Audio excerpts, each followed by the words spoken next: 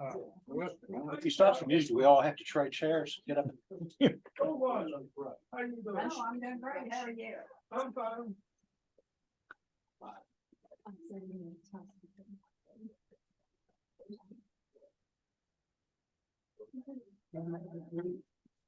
Well, folks, welcome back. We're glad to see you. We've got a rainy day, but a good crowd, good food. We are, I think, now live. I feel alive. You know, we will celebrate live here in a minute with Mr. Hawkins and his. He has a birthday right in here, and we're not going to talk about his age yet. We'll let him do that. But we are glad you're here. Do we? As always, we'll just start with show and tell and such. Anybody bring anything that needs to be shown or told? I have something. Tell. And then Ann has something online too. Go ahead. Well, she can go first. That's fine. You can go first, Ann. Go first. I don't know if some of you remember, I have a book where kids text Sherlock, and someone, when I first presented at Homes in the Heartland, said I should be able to text, to let people text Sherlock. So I created something. If you want to try it, don't try it now, because it's like 9 text messages that simulate a little story. But I don't know if you can read this. I can put it in the chat. That's the phone number. It's 888-391-1895. And you text the words, text Sherlock. Great. And Can you hold so it for just a if you moment? test it out, let me know what you think. It was something to generate that. It's sort of a fake kind of texting. You're getting a message and a little story. And at the end, of course, it sends you to my book. But Awesome. Now, everybody, this is, we hearing me? Yeah. This is Ann Kimbrough, right? yes. And I'll put Ann it was in the one of the chat. speakers.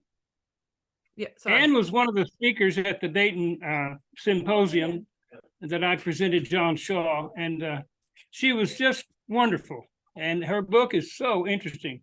Mhm. So I encourage you to look at the chat when you get home and send her a message and purchase her book. Of course, all of us who were on the speakers got a free one. I remember. Yeah, I that. gave them away. I gave them away to Yeah, anybody. you did.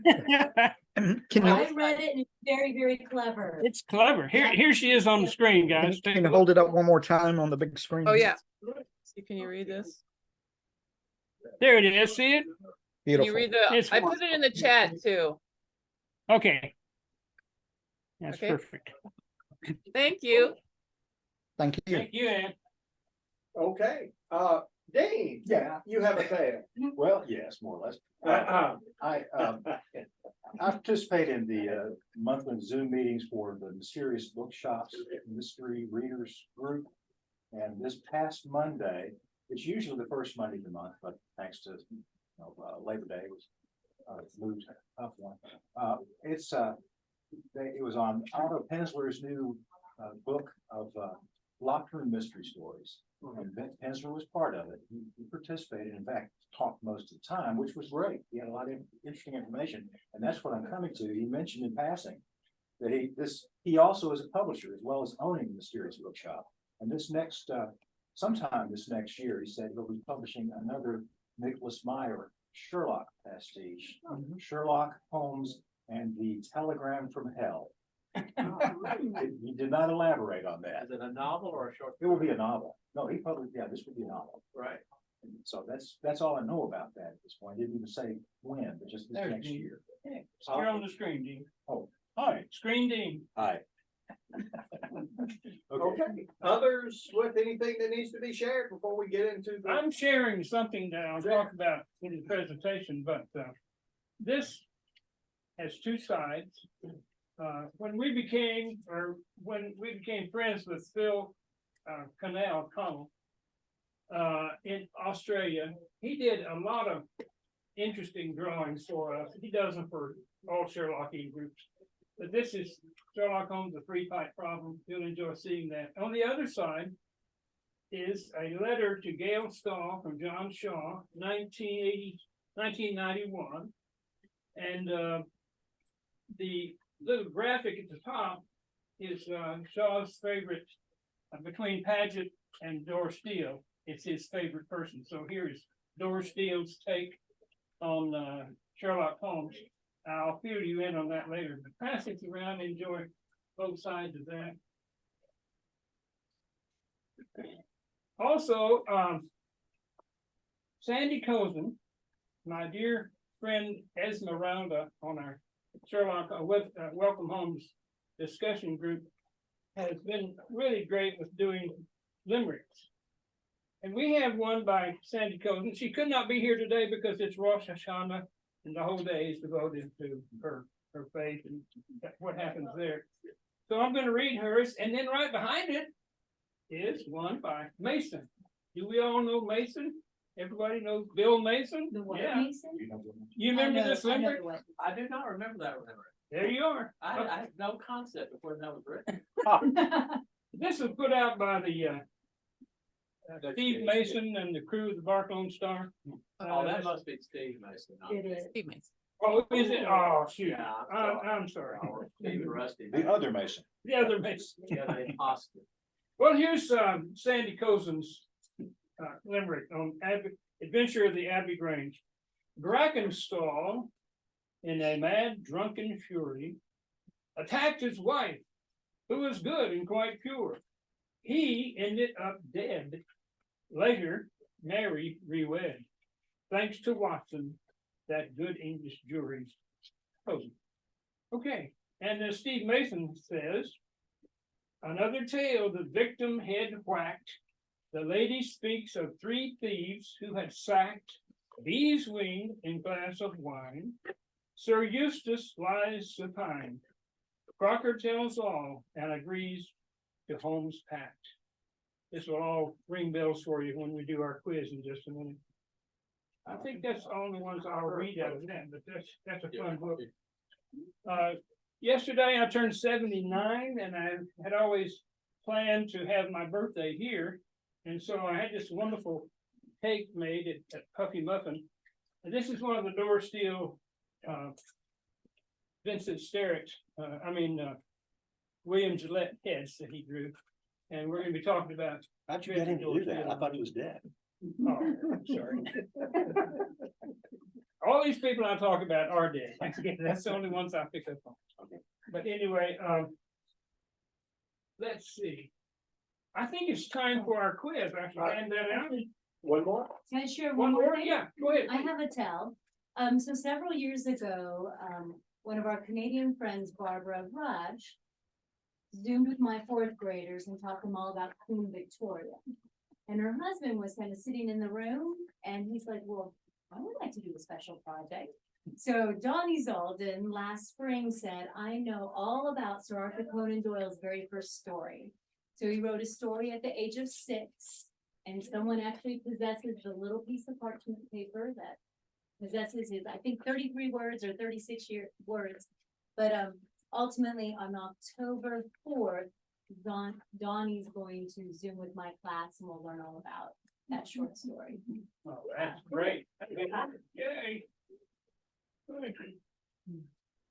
Well, all right, Let me reintroduce my friend John Besser.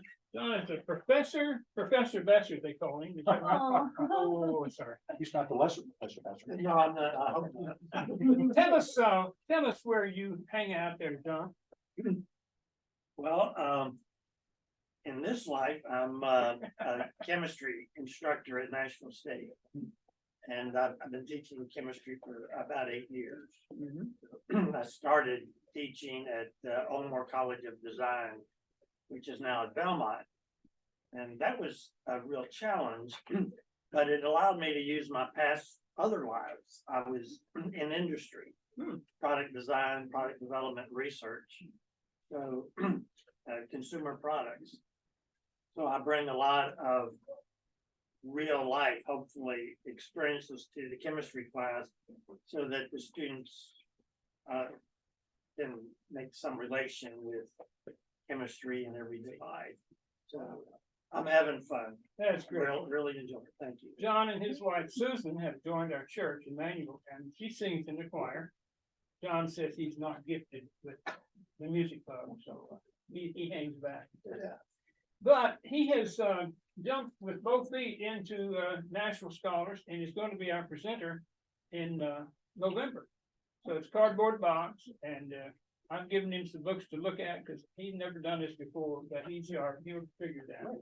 But we're glad to have you, John. Thank you, so much. thank you. I'm glad to be here. Welcome. And we give you a thumbs up on doing the cardboard box. No. And we'll all have. Well, I was trying to get ahead of Dean. I'm sorry, I should never try. I apologize. Even I draw the line somewhere. Let him handle it. I apologize. I'm not gonna ever do it. In all these years, first time, it's it. I'm gonna say, John, when you come to present, we will lend you our ears. no, thank you. Oh. I've read it about 3 times already, and every time I read it, I get a little something else. That's the way Holmes is. You can never get it all in the first read. Well, yeah. Here's the quiz. If you need it. Oh. Derek, did you have something that needed to be told today? Go ahead. No, that's all. Oh, okay. I didn't know, I just heard from the peanut gallery that you might have something. I don't want anybody else. And here's a couple more down there. Here we go, man. Fail another thing. Go through these things and fail. Version, the British version had different. Oh, wait a minute, there's no multiple choice. No, they're multiple, yeah. Okay, here we go. Sorry. Now, you need to look at the screen because the screen has the questions. All right. I'm gonna pull a Bill Mason and not write. Because I want to keep it for later. Pencils, where are the pencils? Did I?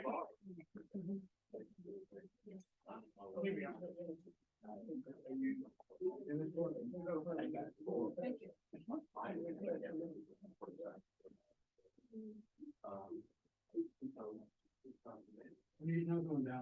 All right, sure. Two more. Chat quiz. Pencil. We need more answers over here. Two more quiz. Okay. Go ahead.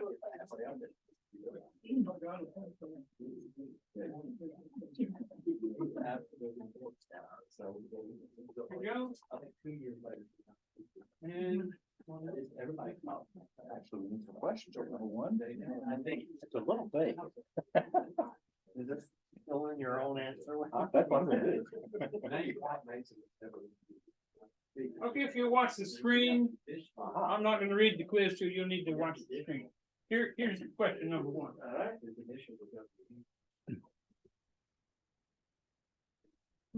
Oop, did I go too far? You went too far. Can you bring it back? In my large chart, I'm not sure I can read that. That's all right. Okay, it's hard to read, isn't it? Yeah. Okay. Here's the quiz.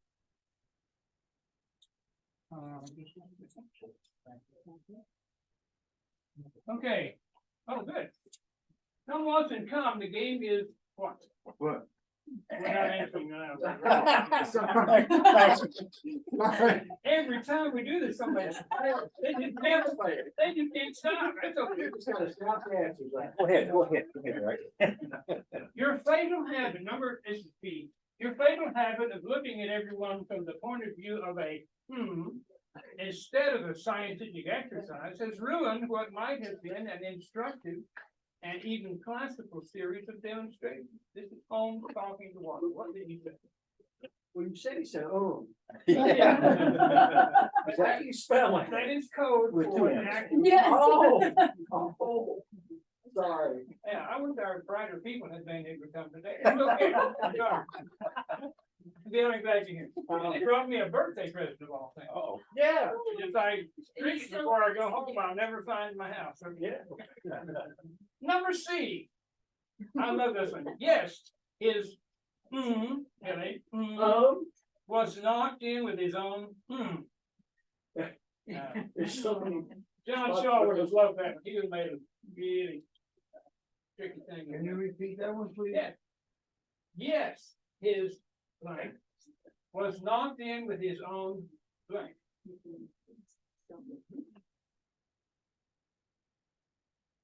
These are the easy ones, guys. It's gonna get harder. I'm kidding. I tried to match John Shaw, who used to be pelted with tomatoes when he would have a quiz, so he. We'll have to settle for some. Yeah, Gotcha. he always cleared the room of tomatoes and vegetables. All right, and at the end of the story. These typos? Yeah, here you go. Pat. Pat, look at it when you get. Are these typos? Oh, no. And this is Vox Populi, no, wait a minute. Vox Populi, Vox Dei, you are what, Captain Crocker?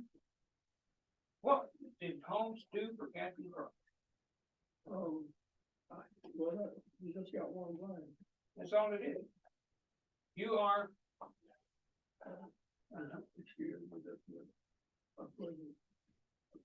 Yeah, we're just writing it down. This is not an oral quiz. Next.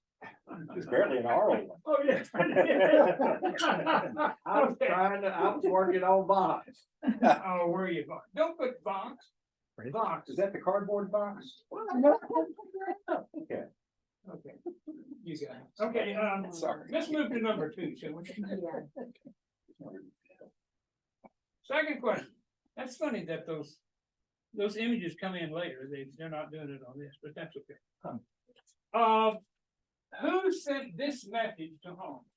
Patty Grange, Marsham, Kent, 3:30 a.m. My dear Mr. Holmes, I should be very glad of your immediate assistance in what promised to be a most remarkable case. It is something quite in your line, except for releasing the lady. Can you make that smaller? Smaller? Yeah, I can't. It's off the page. Okay. I will see, there you go, thank you. I will see that everything is kept exactly as I have found it. But I beg you not to lose an instant, as it is difficult to leave Sir Eustace there. Okay, yours faithfully, whom, and what was his official position?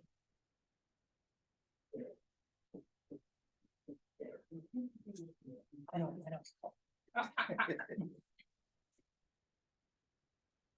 Any clues, any questions? Let's move on. Number 3. This is tricky. Now, if that, well, if that shows up, that's gonna, we need to take it off the map. I don't know if we can. That's Lindsay Pay, boy, she can gets her a note in anywhere. That's right. He's gonna move it off. I hope. There you go. Okay.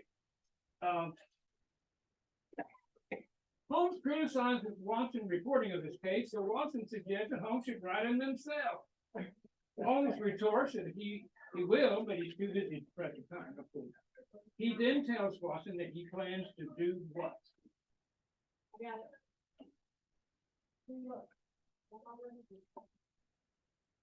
And after that, the book that he's going to write is what? It's there, so go ahead and put that out. Yeah.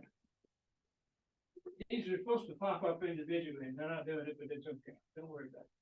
So Holmes is going to do something later in life.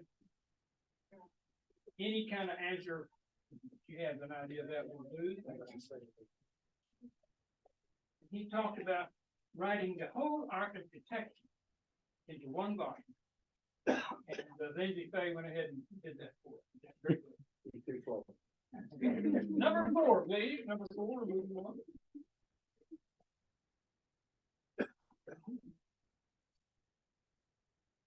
Lady Dragonstall, true or false? I think I can do this. Here are the questions. She and Sir Eustace Dragonstall had a happy marriage.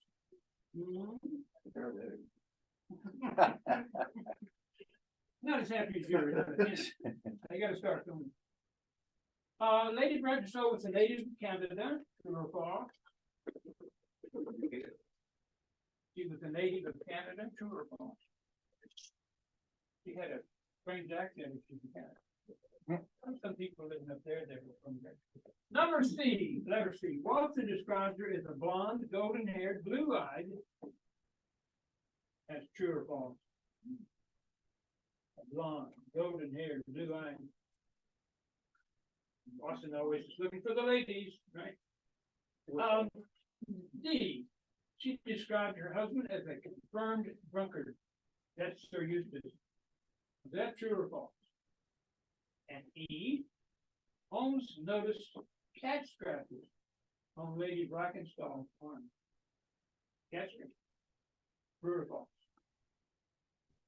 Now, these two pictures I want to point out. So that one on the left is Sidney Paget in the Strand magazine. We're going to talk about that a little bit. And then on the right is Frederick Dorsteel, who kind of made his debut with these Return of Sherlock Holmes in the 13 stories. He didn't do all of them, but he did most of them.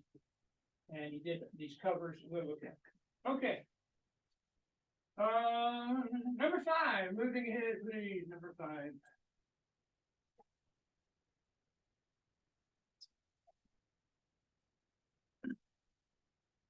For Eustace Brackenstall was incorrigible. What had he done to Lady Brackenstall's dog? Rather bizarre. You remember what he did to the dog? You don't try this at home, okay? Or the cat. I got a cat. Don't do this to the cat. Be wrong. And what had Sir Brackenstall thrown at the maid, Teresa Light? Remember what it was? The dog. Yes, you said it on. All right, I know these are hard guys, but it kind of gets us into the story. All right. Number 6, please. That graph, that won't come up with it. I mean, it enlarges, but I don't think it's going to do it. Okay, this is good. What was it about the wine glasses that caught Holmes' eye and set his brain to ticking? One word. It's in the story. And these two graphics show us the difference here in Dorsteel on the left. Wonderful thing. Holmes is so focused. And of course, the visage there of Holmes is whom? Gillette. William Gillette. Yeah. In my reading, I came across something that was pretty interesting. Is that back in the family line, Gillette seemed to be kin to Dorsteel. And we'll talk about that. And the other one, of course, is Paget. Remember that Paget's drawings were done in the Strand magazine a week or 6 weeks before they came out in Collier's. Dorsteel's drawings were in Collier's. That's where it really became famous. Okay, what did he tell? What did this thing that happened in the wine tell him about Lady Brackenstall and her maid? What were they doing?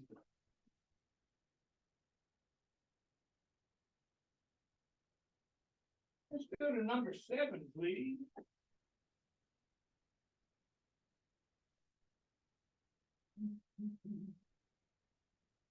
Okay, 7. Fill in the blanks. You get 3 1/3 points for each one. Okay. It's It's I swear that it's Come up with it, Billy? You got it? Still working on it.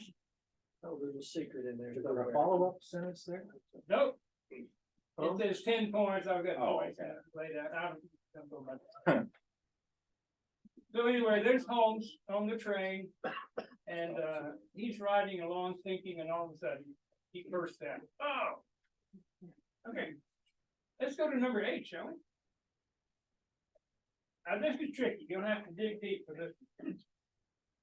Holmes and Watson return to the Abbey Grange and have the dining room to themselves, allowing Holmes one of those minute and laborious investigations which form the solid basis on which his brilliant edifices of deduction were reared. Wow. And Watson followed every step of his remarkable search. Watson names 5 things in the story. I'm only asking you for 3. Holmes inspected 5 things and examined them very carefully. Can you come up with 3 that he did?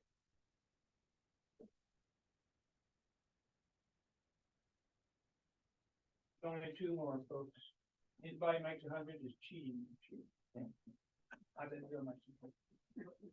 Number 9, please. This one just kills me. I don't think I ever came across this before.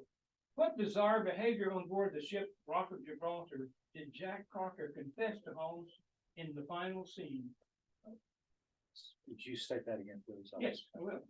In what bizarre behavior on board the ship Rock of Gibraltar did Jack Crocker confess to Holmes in the final scene? Yep.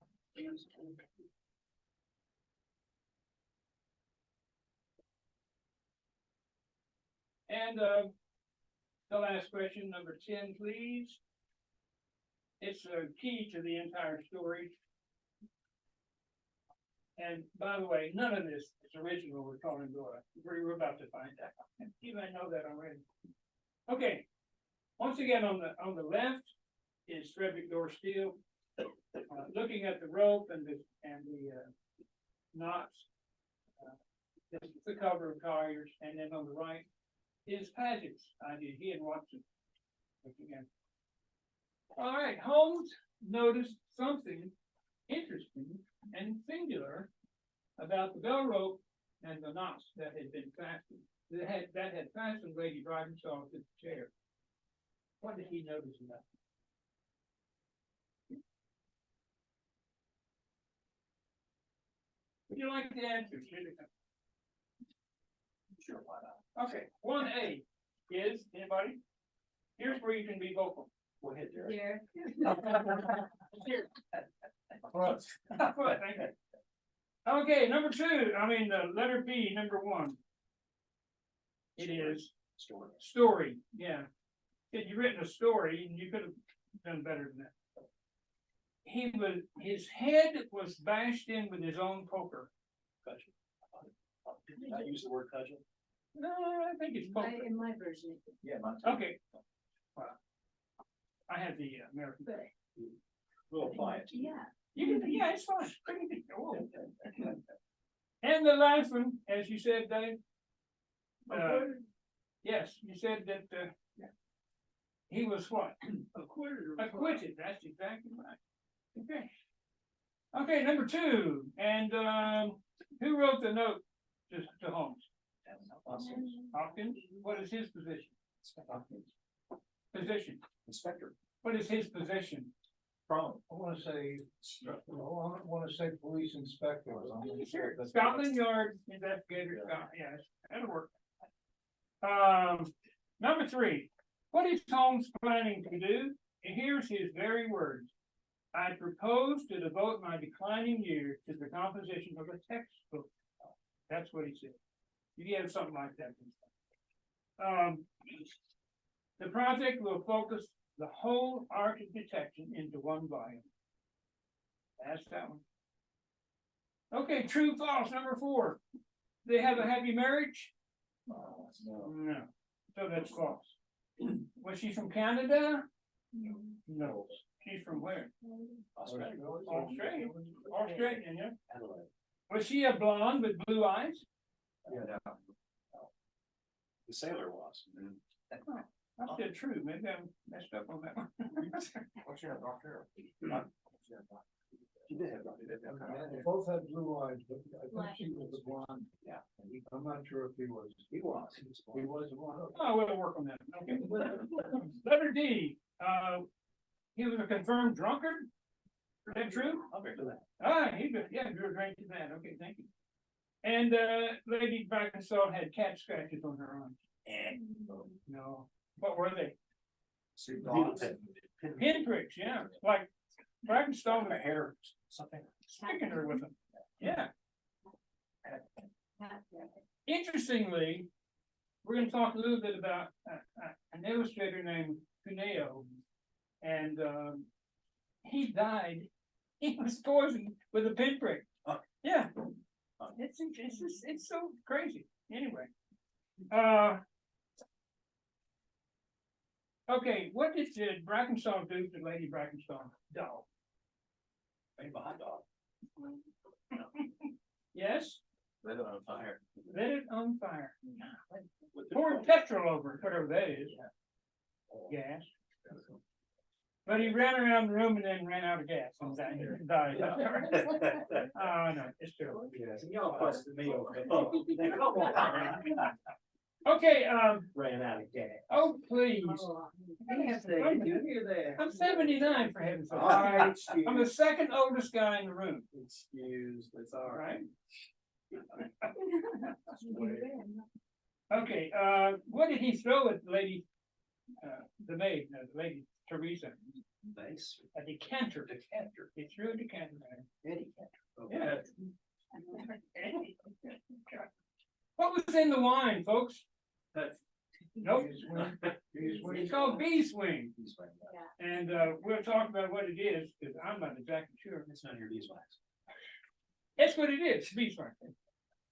Do you know Baker Street, a regular lady who was investitured in 1991, who has that investiture name? No? Yeah, it was, I think it's that lady that died a year or two ago. Yeah. Susan Rice. Susan Rice, Yeah, right. Evie was the cutest thing under a bonnet. bonnet. Yeah. Or daintiest thing under. a Daintiest thing under, Yeah. that's what it is. Yeah. Yeah. And she still is. She's just as darling as she can be. is. Okay, what did this tell Holmes about Lady Brackenstall and her maid? They were doing what to Holmes? Lying to him, absolutely. I love number 7. It says Holmes all of a sudden felt like he had been overcome by this idea, and he said it's wrong. It's all wrong. I swear that it's wrong. So they go back and he does his minute investigation. Okay, number 8, we have 5 things that Holmes investigated. What can you name? There's a bracket that he stepped on or put his knee on to get up to the rope. That's a good idea. Okay, what else? Another was the bell rope itself. The rope. It was cut clean, but then he frayed the end. Yeah, right. Cork from the bottom. Okay. Here's what, Chair. yes, The chair she was sitting in. the chair. Glasses. Yeah. Here's what Watson actually said in the story. The window, the curtains, the carpet, the chair, and the rope. So he looked at other things, but this is what is in the. Okay, and this is, what was Jack Crocker's bizarre behavior?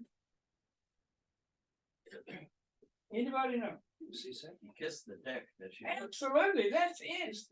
He knelt down at the deck, on the deck of the ship, and kissed the Rock of Gibraltar, and kissed it because her dear feet had walked there. Whoa, you know.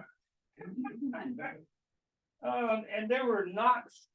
What kind of knots were tied? Sailors. Radar knots. That's it, guys. Very good. Okay. In particular, knots, were they like cheap shanks or what? Can't you tie it? No, whatever sailors tie, you know. Okay, here's my little paper, and then we're gonna look at door steel in just a minute. Okay, Abby Grange. Are you in? Who wrote the story? Wrote the story, Abby Grange. Watson, of course.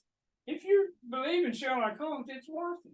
And it was sold by Conan Doyle at the age, but I just thought I'd run that by you. Published in the Strand Magazine, September 28, 1904. Published in Collier's Weekly, December 31, 1904. Strand Magazine illustrations are by Sidney Paget. I think there are 8. And in the Collier's Weekly, Frederick Dorsteel. Okay, let's explore the word abbey. The building or buildings occupied by a community of monks or nuns. Or a church or house that was formerly an abbey. What's the most famous abbey in England? Westminster, of course. It's been a religious site for more than 1,000 years. You ever been to England? You go by and you see, you know, this was done in 597. You go like, the closest thing we've got in this country is like 1804. And say, whoa, You got ahead of us. Grange is a country house with farm buildings. Okay, now we're going to jump into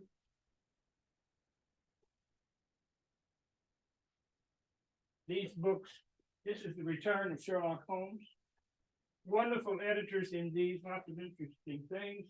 This is one of my particularly valuable books. This was signed by Richard Lansing Green at John Shaw's dedication of his library in 1995. And The Adventures, I love that. Okay. It's possible that if Conan Doyle had known that a scholar like Richard Lansing Green would be checking up on him in the early 1990s, he might have been more careful about leaving tracks. For instance, Green's notes in the Oxford Sherlock Holmes collection on the return of Sherlock Holmes on Abbey Grange show that there are strong similarities to Gaboriau, an earlier writer, L'Affaire La Roge, 1866. Check these off. There's a sham robbery, Abbey Grange, yes. Lecoq, Gaboriau's detective, discovers suspicious wine glasses. And there's a pardoning of an obviously guilty person because, as Lecoq says, there lies a wretch whom I have killed instead of arresting and delivering him to justice. Have I done my duty? No, but my conscience will not reproach me because I have acted rightly. Obviously, Holmes didn't kill Crocker, but he did pronounce him acquitted because Lord Brackenshaw deserved to die. This is one of those stories where Holmes is the judge and jury and says, hey. Okay, Lansing and Green also notes that there are similarities to Poe's The Mystery of Marie Roget, 1842-43. In which a gang is blamed for the break-in and the murder. Dupin deduces that sailors' knots were used to tie the hitch in the bandage. Good old Lansing and Green keeping Conan Doyle honest. It's not my purpose here to point out the shortcomings of Abbey Grange. I like the story, but I was more interested in the head-to-head battle between the Strand magazine, the Sidney Paget, and the lead illustrator at Collier's Weekly, Dor Steele. Paget did 8 illustrations for the Strand, Steele drew 6, and the colored cover. We'll see that in a minute. By the way, Dor Steele used crayon in a lot of his drawings. Gives him that mysterious kind of look. Let me take you to Frederick Dor Steele Memorial Collection at the University of Minnesota Libraries, given by the Steele family in 1987. A brochure was written by Andrew Malik for the occasion, and 1,000 were published. 325 were presented to members of the BSI and ASH by John Shaw, who at that time was senior fellow of the University of Minnesota. They wanted to make sure he gave his books to them, so they made him an officer. These notes are taken from that publication. Steele grew up in Wisconsin and Michigan, having decided early to be an artist illustrator. He went to New York for that purpose in 1889. He spent time learning his craft at various magazines and was an art editor for the Illustrated American until 1897, and he decided to go freelance. His list of regular clients included Harper's, Scribner's, Century, and McClure's magazine. In 1901, Steele formed a connection with the periodical which was to bring him his greatest fame. When at the author's suggestion, he illustrated Richard Harding Davis' mystery novelette In the Fog for its serialization in Collier's Weekly. Remember, that was 1901. Here comes Conan Doyle, Return of Sherlock Holmes, 1903 to 1905, and Steele gets the contract for those and the covers. This was an interesting sidelight that Malik puts in his remarks. Steele had the opportunity to meet Conan Doyle on May the 30th, 1914, at a luncheon given for Conan Doyle by Mark Sullivan. He was then the editor of Collier's. Years later, Steele published these remarks about the meeting. Here I can tell you what Sir Arthur said to me on the one occasion when I met him. I was somewhat palpitant when my turn came to talk to the great man. Would he be kind to me? Would he commend my earnest efforts? I must be self-effacing. I will ask him about Paget first. Young man, he began briskly, do you know who did the best illustrations ever made for me? Cyrus Cuneo. What? He began telling me why. Something interrupted and the interview ended. I had not needed to be self-effacing. Sir Arthur effaced me. I can make no explanation for his preference. Mr. Cuneo was notorious for committing the illustrator's deadliest sin, giving away the plot. If he had done the drawings for Watson's Tales, I felt sure no cunningly hidden solution, no trick ending was safe. I just love that little piece about that. Okay, let's take a look at Frederick Doris Steele. Alfred, you looking that up? Well, it means you got a irregular heartbeat because you're nervous. That's what you get when you're talking to me. I can see it. You start sweating and you get a little nervous. How do you spell canal? C-U-N-E-O. C-U-N-E-O. C-U-N-E-O. Look up that. Cuneo. I don't know what he illustrated. Well, he was pretty busy, but he only did a couple of Doyle stories, you know. Yeah, And, were they Sherlock stories or were they? no, they were other things. So, but the people who talking about that said he had recently done something for Sir Arthur, so that's what he remembered. Oh yeah, this guy's great. You know, he didn't say anything about Paget or Doris Steele. Okay, the other famous illustrator. Watch the screen, please. Here we go. Between 1903 and 1944, but not, by the way, Doris Steele died 2 months before I was born.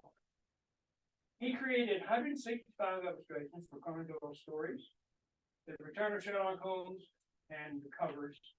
His last commission was in 1943 in Congress. Go ahead.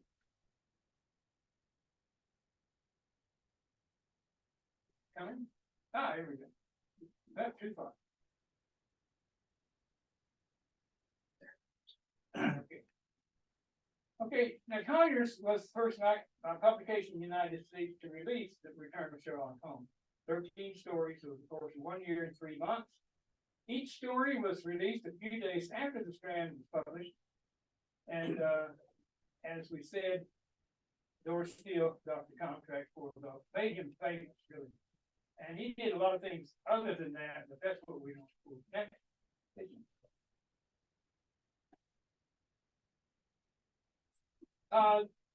This is the publication that Mountain did in 1987 with the when the Steele family came and gave all the papers to the library, and they had this dedication, and this is the Frederick Doris Steele Memorial Collection. It's a wonderful piece. If you want to look it up online, it's there. Lots of information.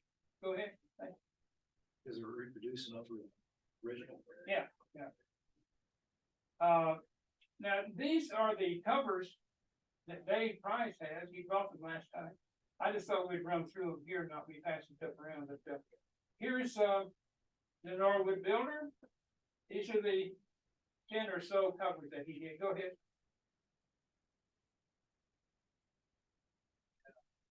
And the Solitary Cyclist.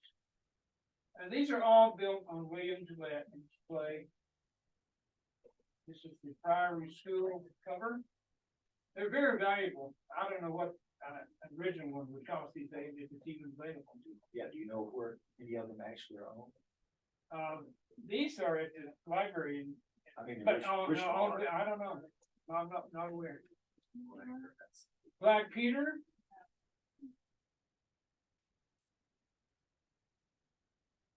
And this is one page out of Collier's Weekly. I guess, can you move that on? I don't think it's gonna disappear. The Three Students is the, yeah, I think. There you go. Great. Our tech guy is really nothing. Here it comes. That's why he's been appointed IT director for a while. Absolutely. This is October 29, 1906. 1904, I guess. Go ahead, next one.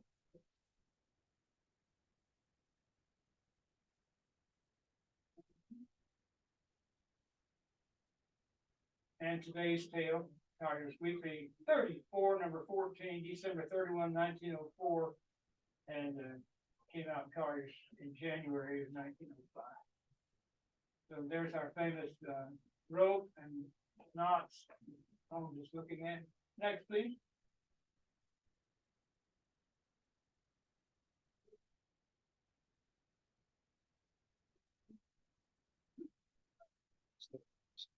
There it comes. This is a dying detective. He was famous for that. This is Holmes, emaciated, dying, sunken eyes. Really something. What? I gotta bring a dictionary. I can't hear my computer. I'm sorry. Go ahead. My computer gets- Yeah, it does. It's really scary. Even his wrists are just wasted away.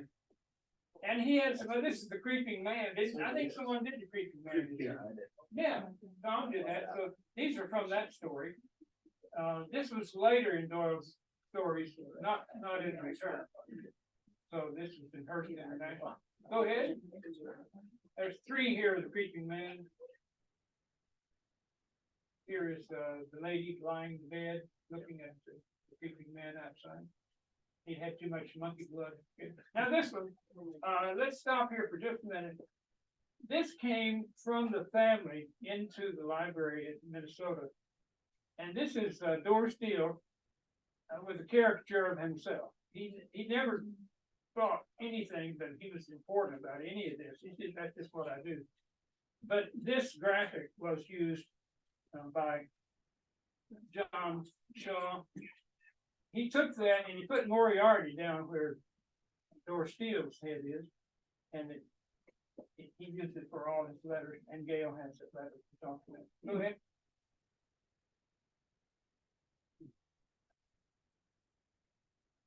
Yes, my correspondence has certainly the charm of variety, he answered, smiling, and the humbler are usually the more interesting nature of the noble batch.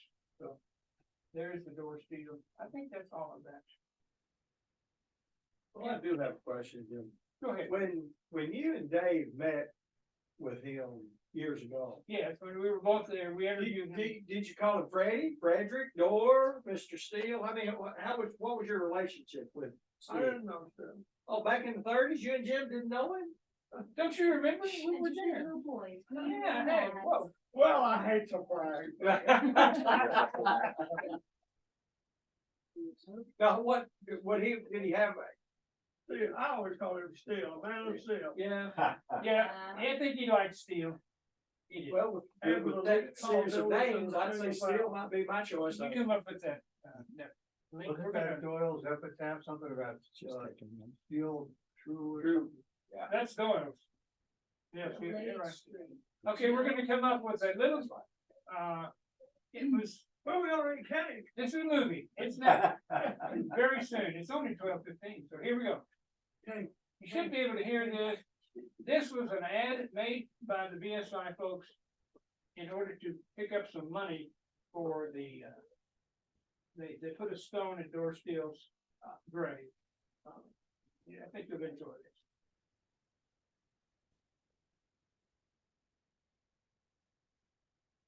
Just a moment.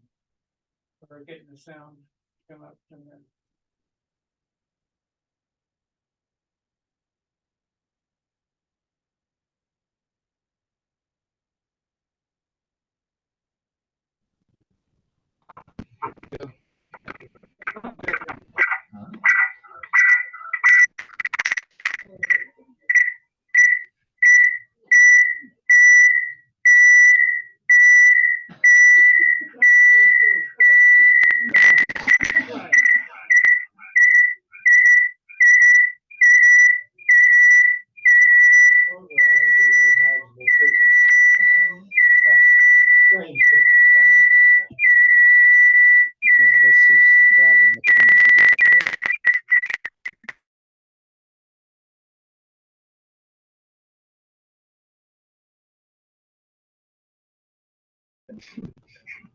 We'll send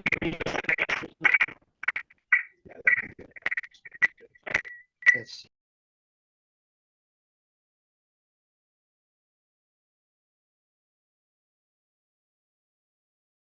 Several instances where homes that just good material.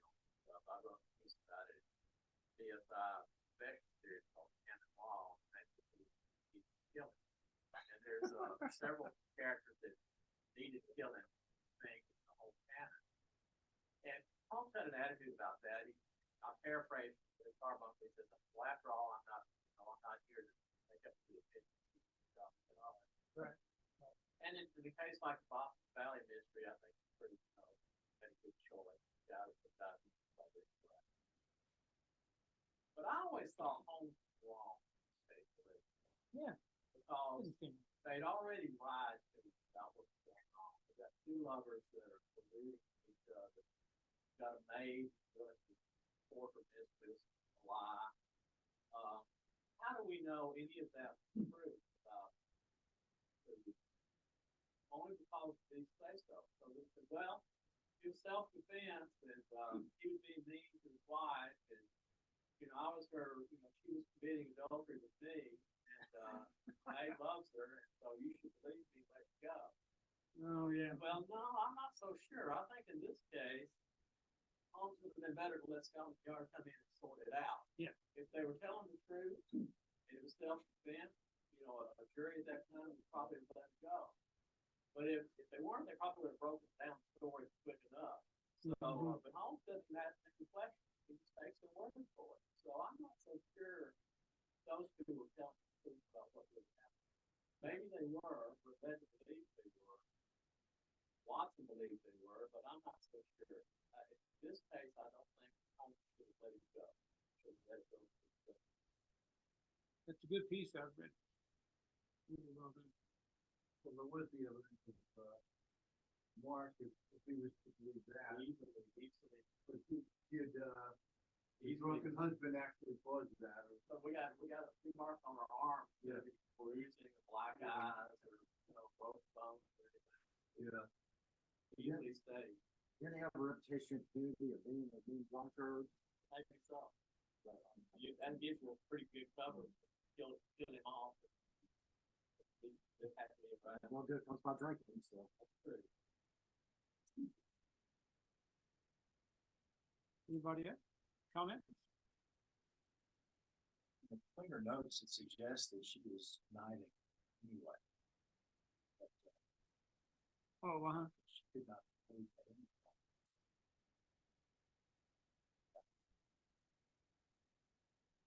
That's just all we have to go on is what she said. this is a little off color, but it's part of my history with John Bennett Shaw. At one point at the BSI, he gave a lecture called "To Shelve or Censor," and he had gone through the entire canon and pulled out those phrases where Sherlock had knocked up Watson, he'd already knocked up Lady Hudson, and all those kind of things. And in this one, of course, he often jumped on the word ejaculation, which in those days meant, an expletive, right? But An exclamation. yeah, and that's right. But when Holmes jumped down from the rope, he had a satisfactory ejaculation, and John would have been all over that. I'm sure he did. But so once he presented that to the BSI, all the guys were howling. They just loved, room full of men, bawdy jokes. But the Wiggins came to him. I can't think. He was our guy before Whelan, and before that. Help me. Julian Wolfe. Sorry. Yeah. Julian Wolfe says that's really worthy of being published, but not in our journal. You'll never see it. So it didn't show up. But it was one of those John Shaw things that, when you read his story, you kind of run into that. That's part of who he was. That's sort of like the conversation we had several years ago, that one of our members brought up about the Swiss boys and potential Yeah. activities. And Mhm. I had to stop the conversation because I personally did that. Because I'm sensitive, Just for the record, who was that member? I'm not gonna say. I can get in there. You know I'm sensitive. Wow. Amazing. Who has the Oh, minutes in archive from that meeting? Do, Aren't other, you the one told the story about the? he's gone now, wasn't he? He's here. Yeah. Other thoughts on the story? Now. Is it cake? Cake, we have cake. Does anybody want some birthday cake from Hawkins? Should we maybe close off with the folks online before we eat in front of them? And we must sing, right? Dave Price, we're gonna sing with We Dave must- Price, is gonna close us out since Gail is not here. You have to show it to everybody because the art is so fantastic. Yeah. Will you come up for a piece of cake and I'll cut it? Have you taken a picture of it, Jim? For Yes. Well, and Shannon took a great picture of me with it, so. It's a great cake, let's see here. Wow.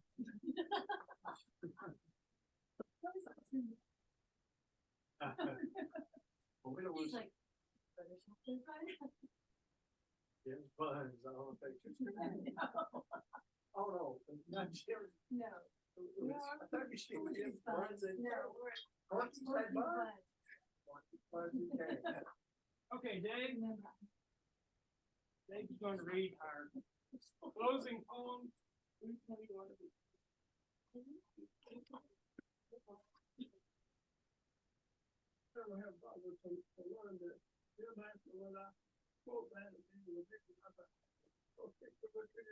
I can read it. Here together, here dwell together still two men of hope, who never live and so can never die.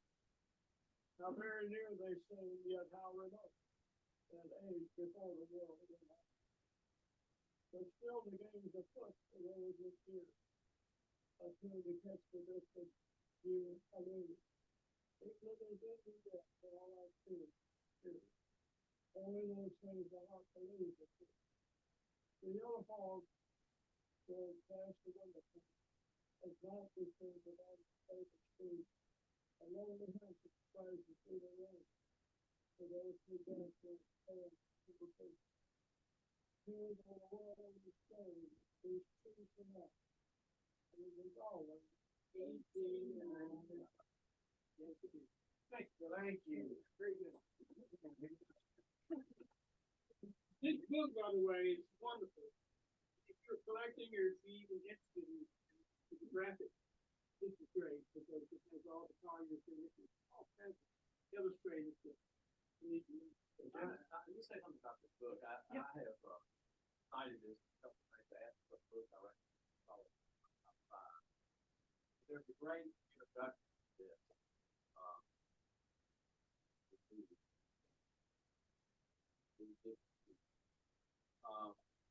That talks about three elements that Sherlock Holmes character. 3 days, 5 years old.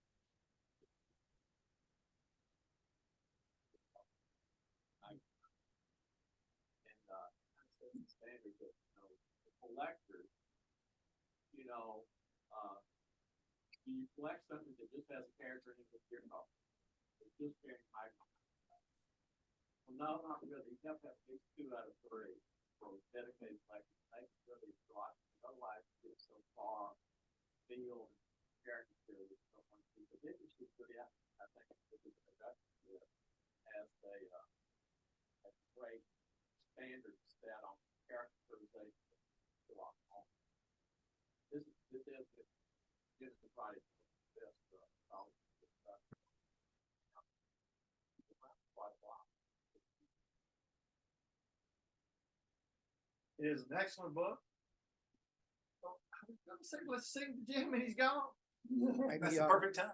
we give the Folks folks, online, we're going to, I'm not gonna be online, but that's okay. We're going to be singing Happy Birthday, Jim Hawkins, who is actually turning 70, or has turned 79. and hopefully next year we'll turn 80. They're gonna let us have a knife? This group? Is that wise? I'm gonna hold it, nobody can have it. I understand. So folks online, thank you so much for being with us today. Happy birthday. Y'all are always welcome to come to Nashville and be with us, but when you can't, we're gonna do our best to be online now next month. As far as I know, we're going to be meeting on somebody else. We are, but on October the 14th, instead of the 21st. We'll be getting notes out to you about that. The Southern Festival of Books is on the 21st, 22nd on that weekend. So we do not want to interrupt that. So we will be meeting early. So if you can be here with us, great. If not, we're going to be online.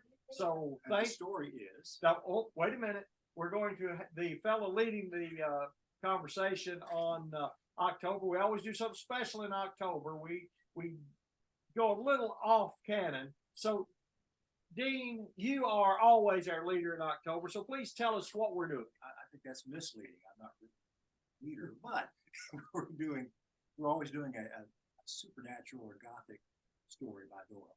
This time it's going to be The Fiend of a Cooperage, which has been reprinted in several collections, but you can certainly find it on the Arthur Conan Doyle Encyclopedia, which has all the stories. The Fiend of the Cooperage. It's short. You can read it in an hour or less. Oh, Well, we look forward to it. Now I have to look up Cooperage. Before we let everybody go, we would not want you to miss this opportunity. Who, besides Jim, who's our next best singer in the group that will lead us? Must be me. So, Jim, as we lead this, thank you for all you do. Especially thank you for bringing the cake. But thank you for living 79 years so we can do this for you right now. Glad to be here. All together. Happy birthday to you. Happy birthday to you. Happy birthday, dear Jim. Happy birthday to you. Happy birthday. Cut that cake. Cut that cake. Thank you all. We'll see you soon. Bye, everybody. Bye. I'm gonna put it in the freezer for next year. Right. And save it. right. Jim, where was that prepared for you? At Puppy Muffin. Oh, okay. Yeah.